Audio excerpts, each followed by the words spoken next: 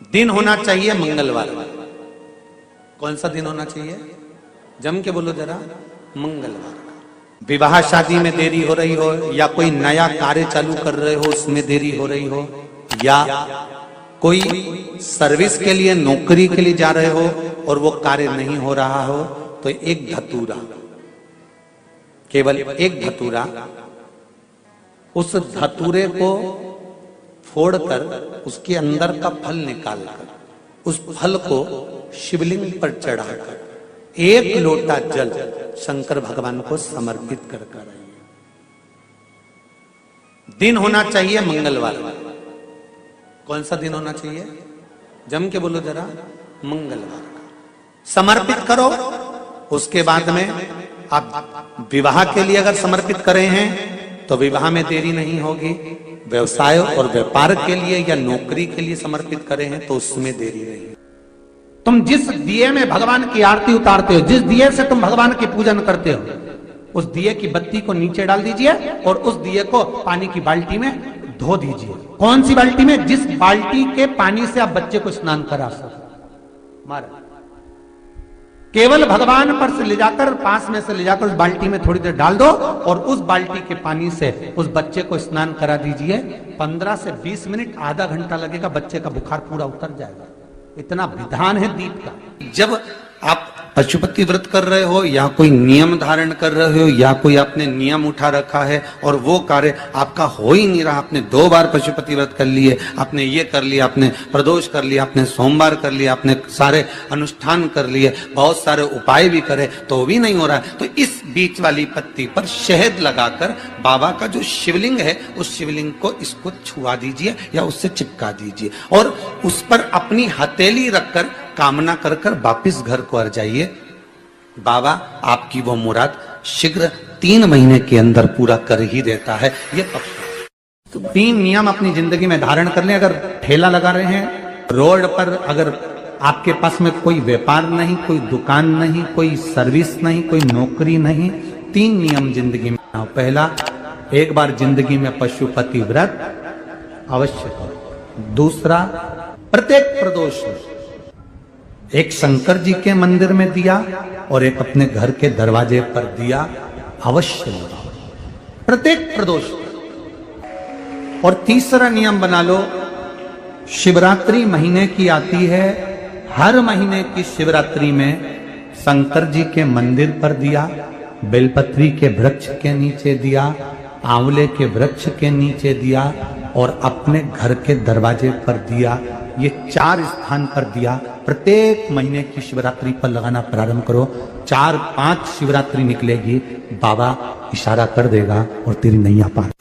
शिवलिंग है, जलाधारी है, पार्वती जी की मूर्त है, गणेश जी की भी मूर्ति है, कार्तिकेय जी की भी मूर्ति है, नंदी की भी मूर्ति है। तो किसी ने कहा कि गुरुजी हम जब शंकर जी को जल चढ़ाते हैं तो पार्वती जी को, गणेश जी को, कार्तिकेय जी को, नंदी को, सबको जल चढ़ाना चाहिए। शिव महापुराण की कथा कहती है केवल शिवलिंग पर आपने जो जल समर्पित करा है वो जल पार्वती जी को भी मिल गया, गणेश जी को भी मिल गया, कार्तिकेय जी को भी मिल गया। उसके सिवाय तुम्हें ये नहीं कि यहां भी जल चढ़ाओ वहां भी जल चढ़ाओ ना, केवल शंकर जी पे तुमने जल चढ़ा दिया, शिव पिंडी पर जल चढ़ा दिया, वो जल तुम्हें शंकर भगवान का चढ़ा हुआ जल सबको प्राप्त हो गया। अब उसमें तुम्हें ये नहीं सोचना कि मैंने पार्वती जी को तो स्नान कराया ही नहीं, मैंने गणेश जी को तो स्नान कराया ही नहीं, मैंने कार्तिकेय को तो स्नान कराया ही नहीं। ना ना ना, आज पंजाब की इस पवित्र भूमि पर अगर ये प्रसंग निकला है तो इसको आप अगर सुनेंगे तो आपका जीवन सार्थक होगा। शिव जी को 5 तरह से जल चढ़ाने का तरीका है। जैसे पंचामृत होता है, दूध, दही, शहद, घी, शक्कर, ये सब पंचामृत के अंतर्गत आते हैं, उसी तरह शंकर जी को 5 तरह से जल चढ़ाने का क्रम वर्णित किया गया। अब उसको समझेंगे, बहुत सावधानी से समझिएगा। पहला, जल लेकर आए, सीधे डायरेक्ट शंकर भगवान के शिवलिंग पर चढ़ा दिया, ये प्रथम जल का चढ़ाने का तरीका। दूसरा, जहां से पानी बहकर जाता है जहां से जल बहकर जा रहा है, उसके ठीक विपरीत जल उत्तर में जा रहा है, आप दक्षिण में खड़े होंगे और दक्षिण में खड़े होकर उत्तर की ओर मुख करेंगे और शिव जी को जल समर्पित करेंगे। ये रोग मुक्ति करने वाला है और हमारे रोग पर हमें विजय प्रदान करने वाला है। ये जल चढ़ाने का तरीका। एक सीधे मंदिर में गए, लोटा भर कर जल उठाया, शिव जी को चढ़ा दिया। दूसरा जल जहां से पानी बहता है, शिव जी का चढ़ा हुआ जल जहां से बहकर जाता है, उसके ठीक विपरीत में शिव जी का जल इधर जा रहा है तो तुम यहां खड़े हो, तुम यहां बैठो, यहां मत बैठना, यहां मत बैठना, इधर बैठो। अगर रोग का निवारण है तो यहां बैठकर। तीसरा, अशोक सुंदरी से जल चढ़ाते चढ़ाते शिवलिंग तक लेकर जाना और शंकर भगवान के शिवलिंग पर पूर्ण जल समर्पित करना। यह तीसरा तरीका, यह कार्य की सिद्धता के लिए। हम जब किसी से आस ना लगाकर परमात्मा से विनती करते हैं तो वो विनती करने का तरीका तीसरा। चौथा, शिव जी पे चढ़ा हुआ जल 5 जगह पर समर्पित करना। गणेश जी, कार्तिकेय, अशोक सुंदरी, शिवलिंग और जलाधारी, ये चौथा क्रम है। और 5वां जल समर्पित करना,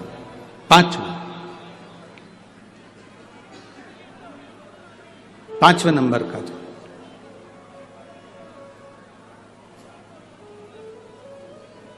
शिव जी को 5म नंबर का जो जल आता है, जो जलाधारी है, ऊपर जिसमें पानी भरा रहता है और नीचे एक एक बूंद टपकता रहता है, जलाधारी में जल समर्पित कर कर उसी जल को बचाकर अशोक सुंदरी वाली जगह पर थोड़ा सा चढ़ाकर उसी में से जल शिवलिंग पर जब हम समर्पित करते हैं तो हम जिस कार्य के लिए जा रहे हैं वो कार्य सफल हो। धतूरे का जो पुष्प है उसको 2 जगह पर समर्पित किया जाता है।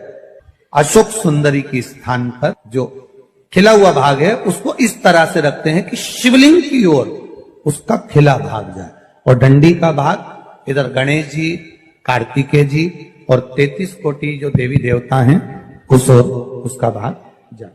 एक दूसरा, शिवलिंग पर जब हम धतूरे का पुष्प समर्पित करते हैं तो उस फूल का खिला हुआ जो भाग होता है उसका मुख हमारी ओर होना चाहिए।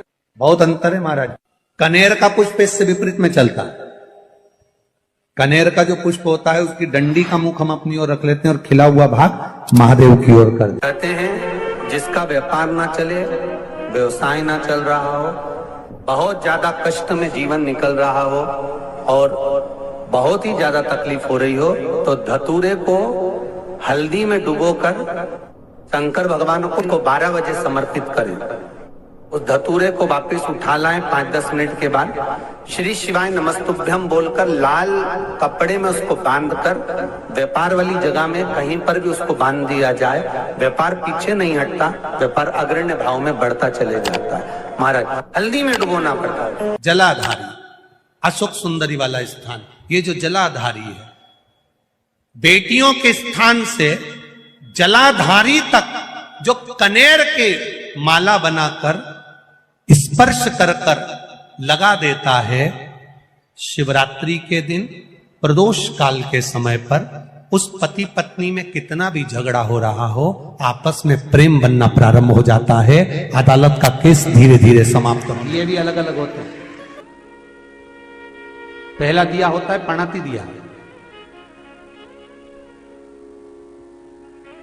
मैं चैनल वालों से कहूंगा, अगर आपके पास में क्योंकि हमने पहले भी कथा में कहा कि जिस जिस जगह का स्मरण कराएं उस जगह का फोटो भी आप दिखाएंगे तो उसका आनंद कथा सुनने वालों को, ऑनलाइन वालों को मिलेगा। पहला होता है पणती दिया। ये पणती दिया मट्टी का दीप, जिस दीप के अग्रभाग को थोड़ा सा बड़ा कर दिया जाता है, उसको पणती दिया गया। ये पणती दिया जब भी भगवान के सामने लगाया जाता है तो इस दिए को सम्मुख में जब रखा जाता है तो दिए का जो लौकी मुख होता है वो अपनी ओर होना चाहिए। पणती दिए की जो लो है, बाती है, उसका मुख अपनी ओर होना चाहिए। विष्णु पुराण कहती है अगर इस दिए की बाती भगवान की ओर रहती है तो हमें तपन की अनुभूति होती है, पर इस दिए की बाती जब हमारी ओर होती है तो हमारे शरीर में कोई बड़ी बीमारी आने वाली होती है तो वो कट जाती है, हमारा पणती। विष्णु पुराण में दूसरा दीप कहा गया है निरंजन दीप। विष्णु पुराण में दूसरे दीप का वर्णन निरंजन दीप। जिस निरंजन दीप में महाराज आपने देखा होगा डमरू जैसी आकृति होती है। अगर चैनल पे कथा देख रहे होगे तो इनके पास में अगर होगा तो अवश्य दिखाएंगे। निरंजन, इस निरंजन दीप में डमरू की आकृति होती है, रखने का भाग और ऊपर का भाग इस तरह से, और ऊपर उसमें दिए लगाए के लिए बाती का स्थान रहता है। किसी किसी में 5 कंगूरे होते हैं, किसी किसी में 6 कंगूरे होते हैं। इसको निरंजन दीप कहते हैं। महाराज विष्णु पुराण के 5वें अंश में लिखा गया निरंजन दीप भगवान के सम्मुख में राइट भाग में लगाया जाता है। भगवान का जो स्थान होता है, भगवान का जो मंदिर होता है, तो भगवान का राइट, आपका होगा लेफ्ट, क्योंकि आप भगवान के सामने बैठोगे तो भगवान का राइट, आपका लेफ्ट। तो आप जब लगाएंगे तो आप लेफ्ट में लगाएंगे, आपका लेफ्ट होगा और भगवान का वो भाग राइट कहलाएगा। तो भगवान के सीधे हाथ की ओर लगता है। माना निरंजन, निरंजन दीप कभी भी तेल का नहीं लगता। माना निरंजन दीप कभी भी तेल का नहीं लगेगा। हाँ, यह हो सकता है कि बटी निरंजन जो दीप होता है उसमें तेल डाल सकते हैं। बटी निरंजन दीप जो होता है उसमें कंगूरे नहीं होते। बटी निरंजन दीप केवल गोल होगा, ऊपर से डमरू जैसी आकृति होगी, डमरू जैसा होता है, ऊपर से उसमें कहीं कंगूरे नहीं होते। महाराज अगर आप चैनल पे देख रहे होंगे तो बटी निरंजन दीप का भी वर्णन आपको दिखाया जा रहा होगा। बटी निरंजन जो दीप होता है वो केवल डमरू की आकृति में होता है, उसमें कोई कंगूरे नहीं होते। पर निरंजन जो दीप होता है उसमें कंगूरे होते हैं। तो जो निरंजन दीप होता है उसमें कभी तेल नहीं डाला जाता। निरंजन दीप को हमेशा घृत से ही लगाया जाता है। पर बटी निरंजन जो दीप होता है उसमें आप तेल डाल सकते हैं। बटी निरंजन दीप जो लगाएंगे वो तेल का लगा सकते हैं, पर निरंजन में कभी तेल नहीं डाला जाता। क्यों नहीं डालते? विष्णु पुराण कहती है निरंजन दीप के अंदर अगर तेल की बाती लगाया जाता है तो 1 रुपया कमाते हैं, 1.25 रुपये खर्च होगा। घर में 10 लोग भी कमा कर लाएंगे तो पैसा नहीं दिखेगा, घर में रुपया टिकता नहीं है। अर्थात निरंजन दीप में आप तेल की बाती लगा रहे हो, ये सिद्ध हो चुका है। और महाराज बटी निरंजन जो दीप होता है उसके अंदर आप तेल डालकर जला सकते हो। बटी निरंजन जो दीप होता है ये आप किसी भी स्थान पर लगाओगे, सबसे पहले पितृ इससे भाग ग्रहण करते हैं, देवता को देते हैं, देवता उससे भाग ग्रहण कर कर कुबेर को प्रदान करते हैं, कुबेर उससे भाग लेकर शिव को प्रदान करता है। भगवान शंकर बटु भैरव को कहकर घर का उद्धार करते, इसीलिए उसको कहते बटी निरंजन। इसमें कंगूरे नहीं होते। वहां बटी एक कुबेर निरंजन भी होता है, दिए में स्टैंड होता है, पकड़ने की जगह होती है, आगे उसमें चोंच लगी रहती है, उसको कुबेर निरंजन दीप कहते हैं। कुबेर निरंजन दीप महाराज जब भी जलाया जाता है, इस तरह का दिया अगर किसी के घर में हो कुबेर निरंजन, जिसमें स्टैंड होता है, ऊपर होता है, थोड़ा लंबा होता है, आगे लंबाई निकली रहती है। कुबेर निरंजन टीवी पर आप दर्शन कर रहे होंगे तो कुबेर निरंजन जो दीप होता है उसमें आगे भाग लंबा रहता है और पकड़ने का स्थान होता है। तो कुबेर निरंजन दीप घी का लगाओ चाहे तेल का लगाओ, उसमें लौंग या काली मिर्च